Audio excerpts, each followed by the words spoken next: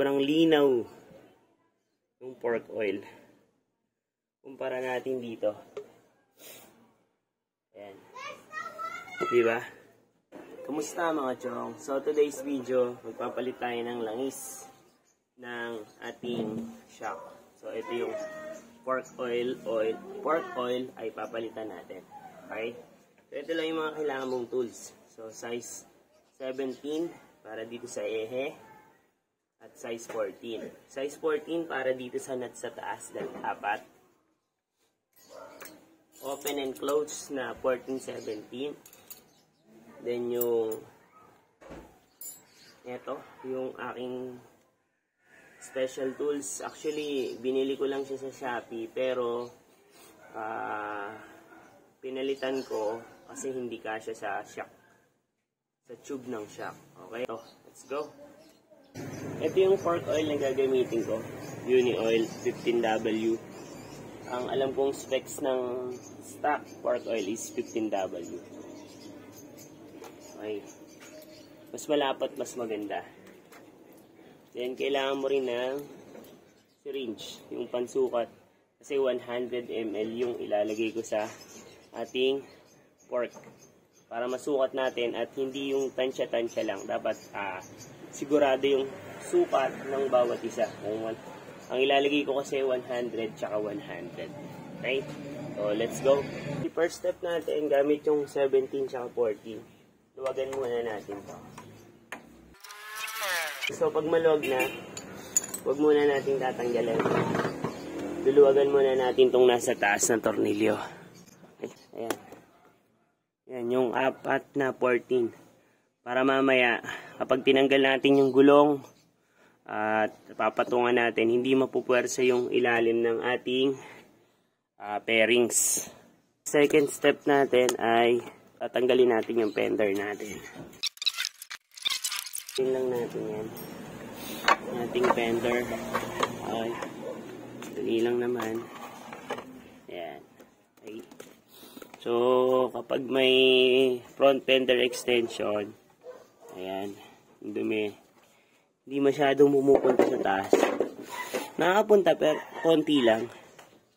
At least may protection pa rin. Kaya kung bago pa yung motor mo or wala pa, maglagay ka nitong front fender extension. Makakatulong to para hindi masyadong dumumi yung ilalim. Okay? Third step, susunod na natin yung 4 na 14. Size 14 mm. Okay? Kaya ng socket wrench. Kung may mas mahaba kayong wrecker bar.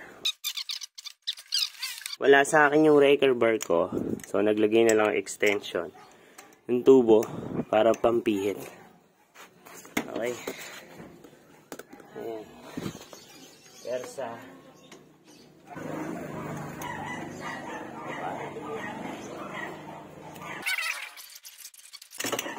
Ayan. So, maluwag na yun. Next naman, yung kabila. Ito yung pipinitin mo. Ipaling mo lang siya paloob. Pag papaling mo naman siya paloob. Okay. Ayan. Okay. So, tapos na tayo. Luwagan yung tornilyo sa taas. Ito namang gulong tatanggalin natin. Diba, niluwagan na natin to. Tanggalin na natin.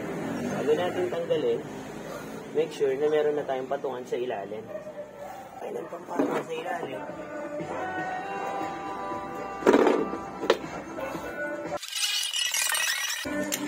Tapos gawin nyo para hindi mawala yung bushing nyo. Para hindi mawala, ipasok nyo ulit yung mga tornilyo. Ayan. Yung mga balls and nut, balik nyo ulit. Okay. Tapos ito, nakalimutan ko rin. Luwagan nyo rin to bago nyo tanggalin yung gulong.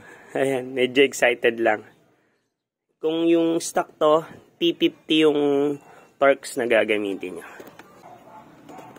Pasensya na. Excited din na kasi. Ayan. Wala. Alalahin nyo lang yung ano nyo. Okay. Ayan. Tapos tanggalin nyo to. Ayan. Okay, ang gagawin nyo dyan, kuha ka na lang ng patungan para sigurado ka. Okay, ayan. Ayo. Para mapihit natin ng maayos.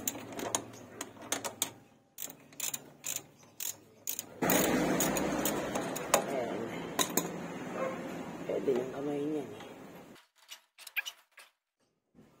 Okay, kapag ayaw matanggal, kuha ka lang ng flat screw. Lagyan mo lang yung pagitan. Kuha ka lang flat screw kung pagitan.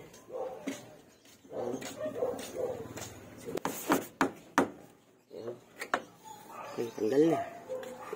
Okay, yung flat screw, iwan mo na lang dyan. Hindi, joke lang. Ganun wala, tanggalin. Oh, may kalawang na pala to. Lilinisin na rin natin yan. Samantalahin na natin. Okay, bago natin umpisahan, linisin muna natin para maganda. Okay? Yan, okay. So, gamit natin yung special tools. Ito, special tools natin. Ayan. I-link ko na lang yung Shopee na kung saan ko nabili to. Maganda to kasi kapag yung mano-mano kasi ang tendency, pwedeng tumalsik sa mukha mo to, may injury ka ba? Ayan.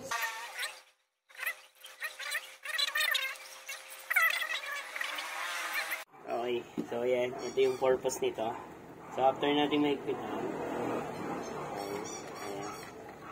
Ito kasi itutulak niya pababa yung pinaka lock. Ayan, tutulak niya yan. Ayan. Kailangan bumaba siya. Ayan. So, pag bumaba na siya, ayan, bumaba na. Yung ating maliit na pangtanggal ng lock. Ayan. Ayan. Okay. Ayan, tanggal na yung lock. So, ang purpose kasi nito is para hindi tumalsik yung pinaka lock na to, yung spacer na to. Kasi kung pa-manual, may tendency na tumalsik. Pwede kang masaktan, pwede kang mabulag, or anything. Kaya maganda talaga tong tools na to. Ayan. So, mapapansin nyo, pag inangat ko to, dahan-dahan. Dahan-dahan din siyang lalabas. Isipin nyo yung spring yan, antigas nun. Gaano kalakas yung itatalsik niya, di ba? Yun. Okay? Ayan. Tapos, itong o-ring na to, pinapalitan to eh. So, actually, okay pa naman. Goods pa naman. Pag piping-pipi na, palitan nyo na yung o-ring nyo. So, itabi nyo rin to. Meron pa kahanap nito. Ayan. Ayan. Then, so, luwagan na natin yan. Ayun. Pwede na nating tanggalin.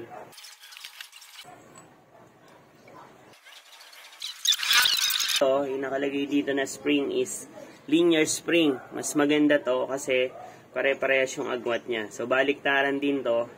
Yung stock kasi, compress yung dito, tapos dito, maluwag. So, ito, baliktaran. At mas maganda yung bounce nito. Mas matigas to kumpara dun sa stock. Okay? Ayan. Tapos, ito yung langis niya, napaka-itim na. Ayan. So, titignan natin kung gaano ka-itim ito. Ayan. Gamit lang muna tayo para makita lang natin. Ayan. Ayan, no? Grabe. Diba? Sobrang itim na nung langis na yan. Okay, so patuluin natin to habang ginagawa natin yung isa. Okay, may lagayan ako dito sa sukatin natin. Ayan kung ilan. So ito ay 60 ml. So yung nakuha natin ay i-structo natin. Okay, una 30 ml.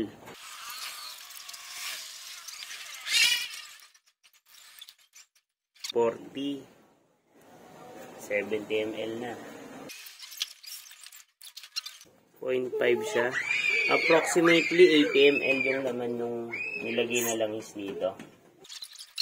Then, compare natin yung bagong pork oil. So, iyan na lang natin. Para mabanlawan lang natin. Okay, kumpara natin yung linaw nung nung fresh pork oil laban dun sa compare sa 2.5 years na langis. Ayun, sobrang itim niya na. Tapos ito yung malinis. Actually, babanlawan natin kasi nalagyan to ng luma, di ba? Okay, ayan, so tatapon na natin. Okay, babanlawan lang natin.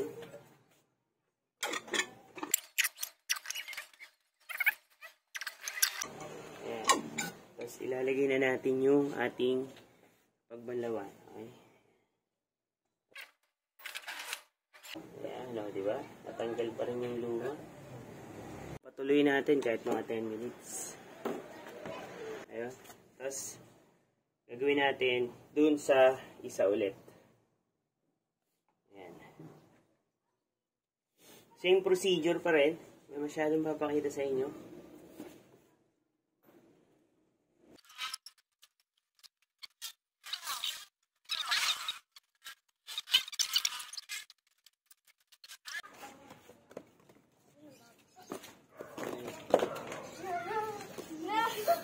So, pag wala nang tumutulo, napatulo nyo na at least mga 10 minutes.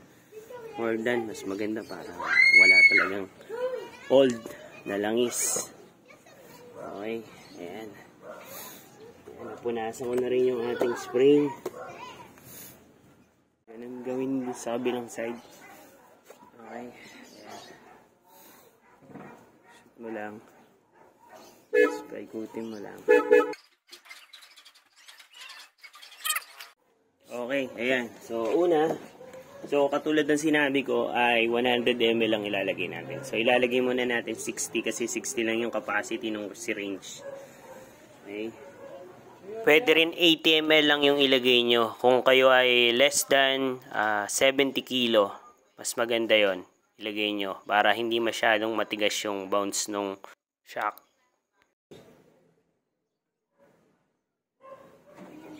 Yun. Ayan, so 40 ml. Okay.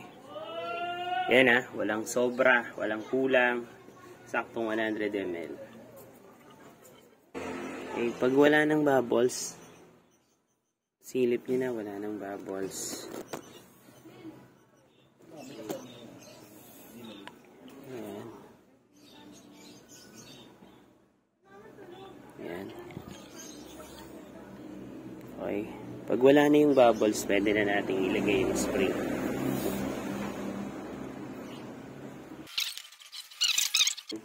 So, kaya natin pinapump to ng ganito para mawala yung bubbles. So, nilagay natin sa syringe, sinukat natin. May mga bubbles, konti yun. Okay. Then, sasarado na natin siya. Gamit yung magic tools natin.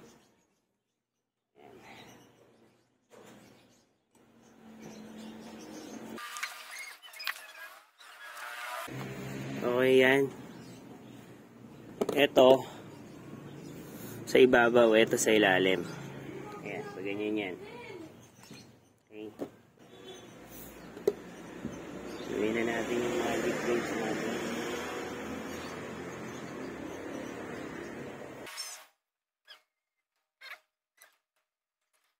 Okay, mag-fit na. Tapos ito. Okay, yan. Make sure na iangat nyo to Huwag yung nakalubog na ganyan. Iangat nyo. Okay, tapos ito. Ayan. Dahan-dahan, tulak.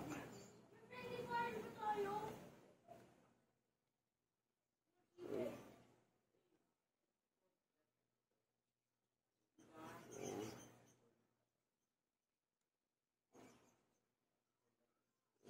Alalahin nyo lang para pag pumasok, dire-diretso na.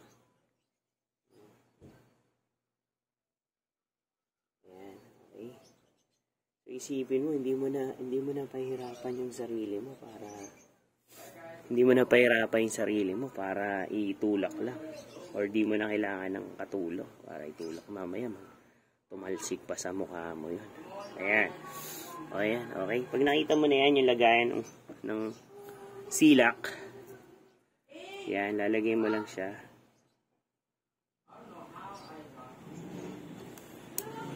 Okay. Tapos tulak mo na lang nung tools. Wala yung tools ko ha. Ayan, hindi. Tulak mo lang. Ayan. Yun, lock na. Okay. Kapag lock na, nakalag na maliit, tutulak. Okay. Ayan. Make sure na nasa kanal siya.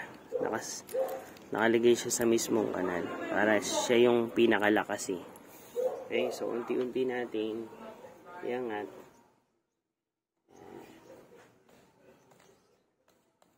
Okay. So, ayan. Lock na yan.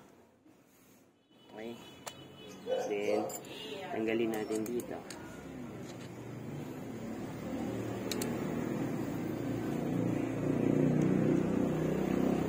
Yun. Okay. Then, pagkatapos, sabunin natin muna ng may sabon bago natin ibalik. Para matanggal yung excess oil na tumama dito sa pintura na maaaring mag-cause ng pagbakbak sa mga darating na araw. Or dati. Okay? Sabunin lang natin.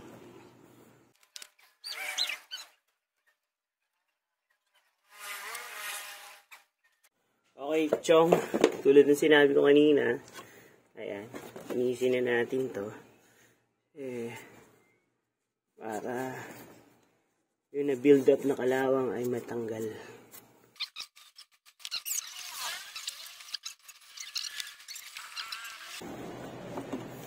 Tapos, sprayan na lang natin. Sprayan natin WD-40.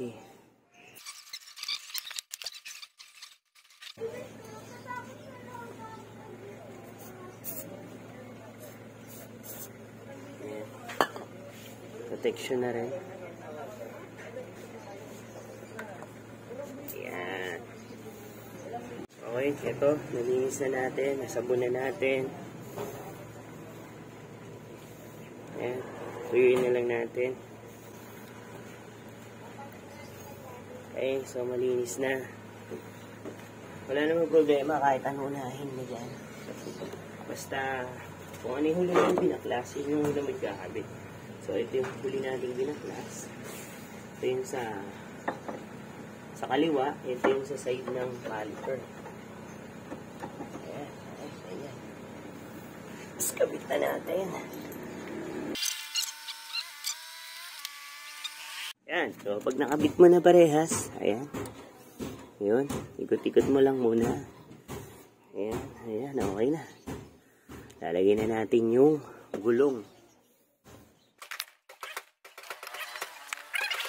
Pakita kung gaano kaganda yung bounce ito. Okay.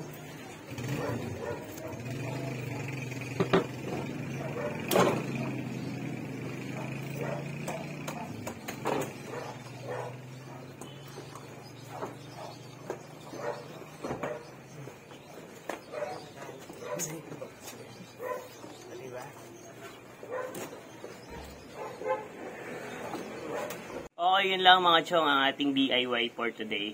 I hope na meron kayong nakuha sa ating DIY. Then, nakalimutan kong ipakita sa video kanina na higpitan nyo po yung tornilyong 4 sa baba. Ayun. Okay, yun lang mga chong. Salamat. RS.